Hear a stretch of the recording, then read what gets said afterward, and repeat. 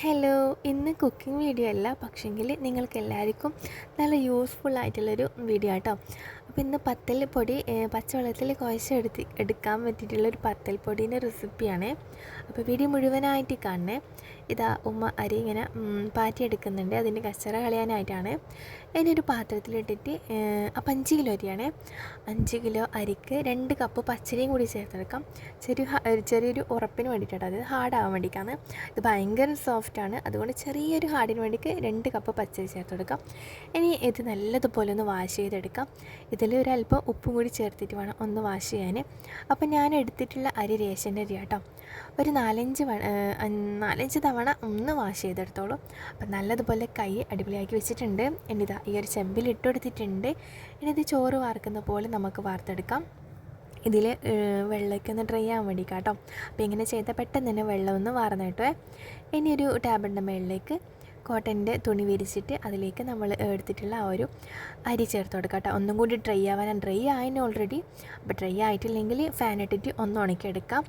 പിന്നെ ഇതാ ഈ ഒരു കവറിൽ നമുക്ക് ഇട്ടിട്ട് ഒന്ന് മില്ലിൽ കൊണ്ടുപോയിട്ട് ഒന്ന് പൊടിപ്പിച്ചെടുക്കാം.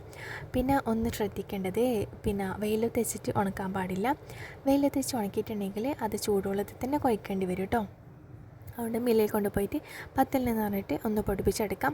എന്നിട്ട് പിന്നെ നമ്മൾ ആ ഒരു കവറോട് കൂടി തന്നെയാണ് കേട്ടോ ബക്കറ്റിലൊന്ന് സ്റ്റോർ ചെയ്ത് വെക്കുന്നത്. അപ്പോൾ ഞാൻ അരിപ്പൊടി പൊടിച്ചാൽ മാത്രം പോരല്ലോ, അത് വെച്ചിട്ട് എന്തൊക്കെ ഉണ്ടാക്കാമെന്നുള്ളതും കൂടി ഒന്ന് കാണിക്കുന്നുണ്ട് കേട്ടോ. എല്ലാതും ഇല്ല, നെയ്പ്പത്തലും പത്തലും കൂടി ചുട്ട് കാണിക്കുന്നുണ്ട്. അപ്പോൾ ഇതാ പച്ചവെള്ളത്തിൽ നെയ്പ്പത്തലൊന്ന് കുഴച്ചെടുത്തിട്ടുണ്ട്. അപ്പോൾ ഇത് പച്ചവെള്ളത്തിൽ തന്നെ പത്തലായാലും കുഞ്ഞിപ്പത്തലായാലും പിന്നെ നെയ്പ്പത്തലായാലും ഇലയടക്കായാലും എന്തിനായാലും പച്ചവെള്ളത്തിൽ തന്നെ കുഴച്ചെടുക്കാം കേട്ടോ. നല്ല സോഫ്റ്റ് ആയിട്ടുള്ള ഒരു അരിയാണ്. അപ്പോൾ ഞാനിവിടെ യൂസ് ആക്കിയിട്ടുള്ളത് റേഷൻ അരി മാത്രമാണ്. ഇനി നിങ്ങൾക്ക് അതിൻ്റെ കൂടെ പിടിയിൽ അരിയും കൂടി ചേർക്കണമെങ്കിൽ അങ്ങനെയും ചെയ്തെടുക്കാം.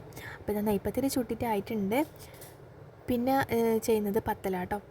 പത്തലും അതുപോലെ തന്നെ പച്ചവെള്ളത്തിലാണ് കുഴച്ചെടുക്കുന്നത്.